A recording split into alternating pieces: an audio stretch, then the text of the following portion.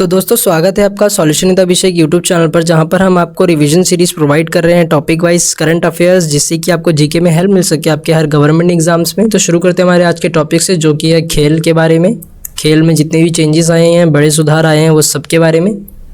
पर आगे बढ़ने से पहले अगर आप इस चैनल पर नए हैं तो सब्सक्राइब करें और वीडियो को लाइक एंड शेयर जरूर करें, और एंड में अपना फीडबैक हमें कमेंट बॉक्स में ज़रूर दें। कल के वीडियो का भी दें और आज के वीडियो का भी दें। और आज सुबह के करंट अफेयर्स की जो वीडियो है वो सुबह 6 बजे लाइव हो गई थी, तो आप प्लेलिस्ट में जाके देख सकते हैं। चलिए आगे बढ़ते हैं हमारे क्वेश्चन नंबर 1 की ओर। निम्नलिखित में से किसने जनवरी 2022 में ऑस्ट्रेलिया ओपन में ये पुरुष एकल का फाइनल जीता है? तो इसका आंसर है राफेल नडाल ने।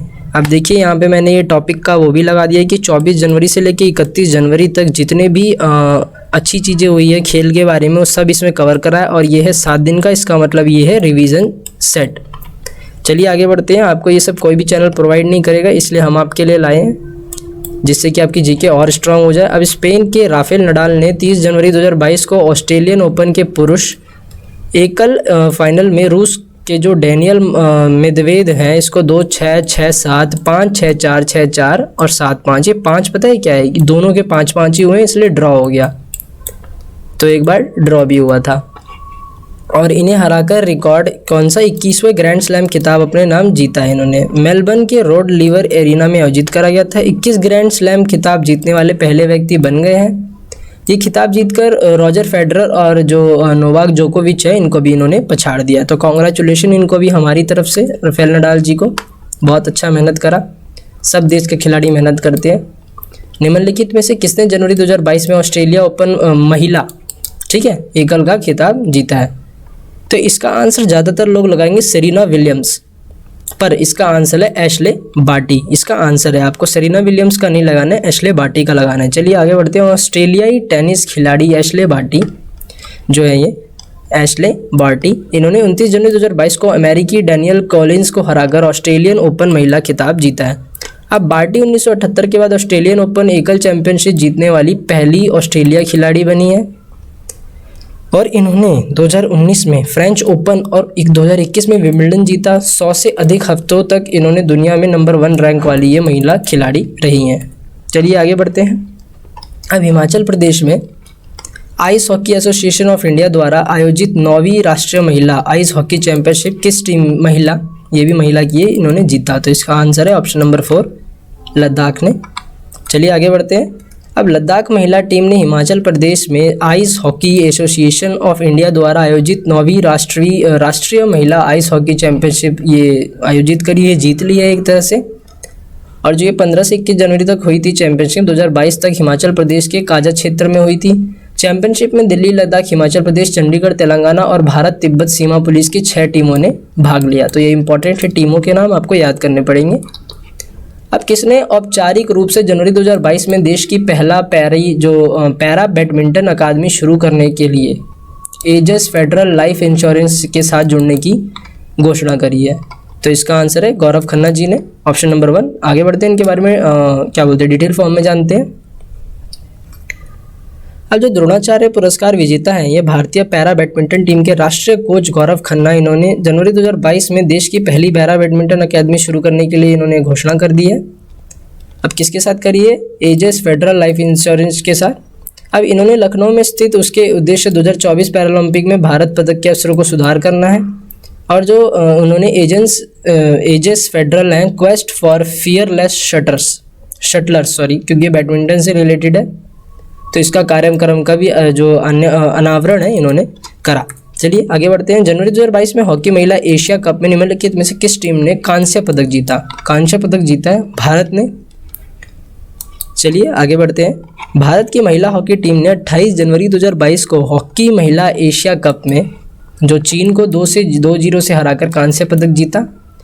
मैच मस्कट ओमान में सुल्तान काबूस स्पोर्ट्स कॉम्प्लेक्स में आयोजित किया गया था। भारत इससे पहले 2 बार खिताब जीत चुका है। भारत के लिए शर्मिला देव ने 13वें मिनट में और गुरजीत कौर ने 19वें मिनट में गोल किए। जापान ने फाइनल में दक्षिण कोरिया को हराकर कप जीता? ये तो मैंने अभी हाल ही में ही पढ़ाया था आपको, तो मेरे ख्याल से आपको ये याद ही होगा। क्वेश्चन नंबर 6, बैडमिंटन में ओडिशा ओपन का पहला संस्करण 25 जनवरी 2022 में से किस शहर के जवाहरलाल नेहरू इंडोर स्टेडियम में शुरू हुआ? चलिए बताइए। तो इसका आंसर क्या है? ऑप्शन नंबर 2 कटक में। चलिए आगे बढ़ते हैं। बैडमिंटन में ओडिशा ओपन 2022 में 25 जनवरी 2022 से कटक के जवाहरलाल नेहरू इंडोर स्टेडियम में शुरू हुआ। सुपर शॉट टूर्नामेंट जो कि 2022 BWF यानी badminton world federation world tour calendar का तीसरा आयोजन 30 जनवरी तक चलेगा। ये ओडिशा ओपन का पहला संस्करण है। इसका आयोजन बैडमिंटन एसोसिएशन ऑफ इंडिया के द्वारा किया जा रहा है। कुल 18 देशों के 300 से अधिक शटलर इसमें भाग ले रहे हैं। उड़ीसा के बारे में जानते हैं। जिलों की संख्या 30, लोकसभा 21 सीट, राज्यसभा 10 सीट।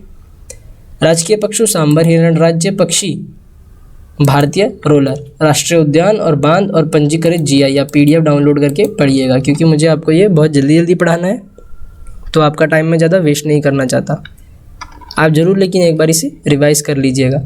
अब निम्नलिखित में से किस जोड़ी ने 23 जनवरी 2022 को सैयद मोदी अंतर्राष्ट्रीय बैडमिंटन टूर्नामेंट में मिश्रित युगल का खिताब जीता है? तो इसका आंसर है ईशान भटनागर एंड तनिषा क्रेस्टो।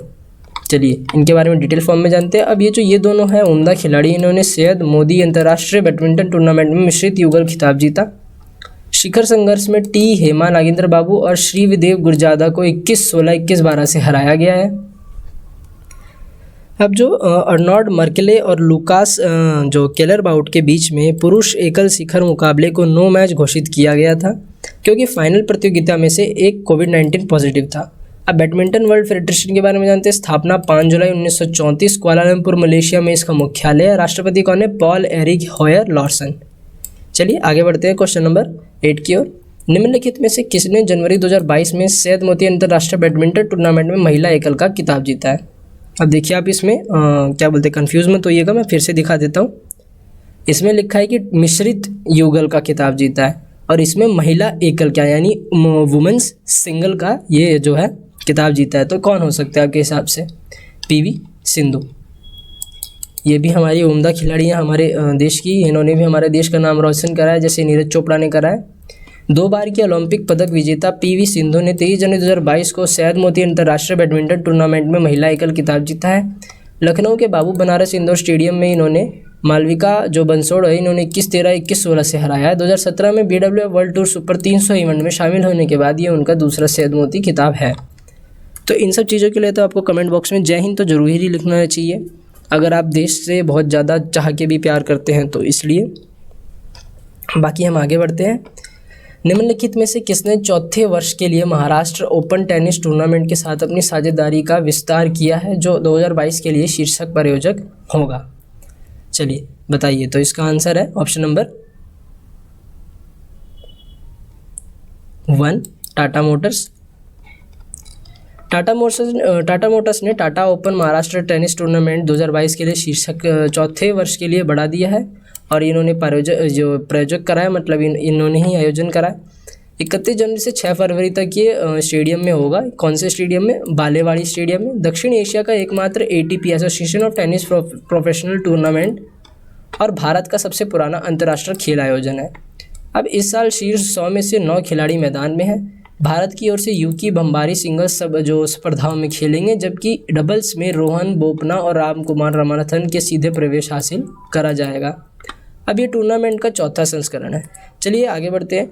अब महाराष्ट्र लोकसभा की सीटें 48 है, राज्यसभा की सीटें 19 है। राज्य पशु भारतीय विशाल गिलहरी है। राजकीय पक्षी मतलब पीले पैरों वाला हरा कबूतर है। और जो राष्ट्रीय उद्यान है वो है चंदोली राष्ट्रीय उद्यान, गुगामल राष्ट्रीय उद्यान, नवगांव राष्ट्रीय उद्यान, पेंच राष्ट्रीय उद्यान, संजय गांधी बोरीवली राष्ट्रीय उद्यान और ताड़बोला राष्ट्रीय उद्यान। बांध कौन कौन से? कोयना बांध कोयना नदी पे, जकड़ेबंदी गोदावरी नदी पे, विल्सन बांध प्रवर नदी पे, और जो वैतरणा बांध है वैतरण नदी पे, मूला बांध मूला नदी पे। चलिए आगे बढ़ते हैं क्वेश्चन नंबर 10 की ओर, हमारा लास्ट क्वेश्चन आज की सीरीज़ का। इंडियन प्रीमियर लीग के जो RPSG ग्रुप में स्वामित्व वाली लखनऊ फ्रेंचाइजी को क्या कहा जाएगा? इसकी टीम का नाम क्या है? तो इसका नाम है Lucknow. Option number 3 Lucknow super giants. Indian premier league की लखनऊ फ्रेंचाइजी को लखनऊ सुपर जायंट्स का कहा गया है। RPSG ग्रुप के स्वामित्व वाली लखनऊ की आधारिक IPL टीम में ये राय लेने का फैसला किया, और 24 जनवरी 2022 को मौलिक जीवन गोयनका द्वारा साझा किया गया। KL राहुल आगामी IPL में लखनऊ फ्रेंचाइजी की कमान है संभालेंगे। IPL में लखनऊ और अहमदाबाद को दो नई टीम होंगी 2022 से। अंतर्राष्ट्रीय क्रिकेट परिषद ये जो है GOF-LRDC इसके अंतर्राष्ट्रीय क्रिकेट शासी निकाय का स्थायी CEO नियुक्त करा गया इनको। ICC का मुख्यालय दुबई में, कहाँ पे, संयुक्त अरब अमीरात में। ICC की स्थापना 15 जून 1909 में। ICC के उपाध्यक्ष कौन है? इमराज ख्वाजा। ICC के उपाध्यक्ष ये हैं। अध्यक्ष कौन है? ग्रेग बॉर्केल वर्तमान में। तो दोस्तों आज के लिए इतना ही। Thanks for watching. कल फिर से मिलेंगे नए टॉपिक्स के साथ। तब तक के लिए लाइक एंड शेयर करें, सब्सक्राइब करें, बेल आइकन बटन दबाएं। और ये वीडियो शाम को 6 बजे या फिर मतलब कभी भी टाइम चेंज हो जाता है तो हम आपको अपनी कम्युनिटी जो यूट्यूब की कम्युनिटी है उस पर पोस्ट कर देंगे या फिर टेलीग्राम चैनल पे पोस्ट कर देंगे। तो आप उसको टेलीग्राम ग्रुप को भी ज्वाइन कर लीजिए जिसका लिंक डिस्क्रिप्शन में है। और इसे लाइक एंड शेयर ज़रूर करिएगा। तब तक के लिए जय हिंद, वंदे मातरम। और आज सुबह की करंट अफेयर्स की वीडियो भी आप ज़रूर देखिएगा।